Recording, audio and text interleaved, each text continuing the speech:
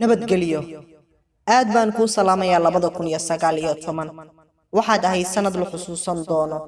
dheeftaadu aad bay u badneed cashiradaaduna isdaba joog bay ahaayeen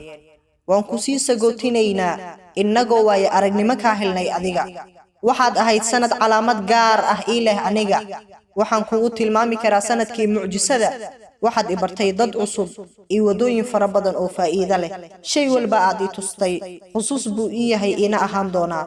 waan ku sii sagootinayaa si niyad furnaan leh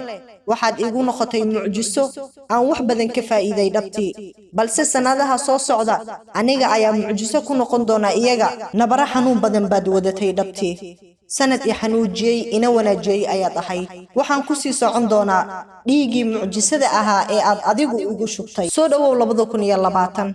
hadda waxaan ahay qof raba inuu ku baro mucjisooyinkii sanadkii hore uu isoo baray diyaar baan u ahay inaan ka faa'iideysto anigoo ah qof waaya arag 2019 nabadgelyo oo nabadiino 2020 si farxad leh ku soo dhawow khayrkaagana Allah ina waafajiyo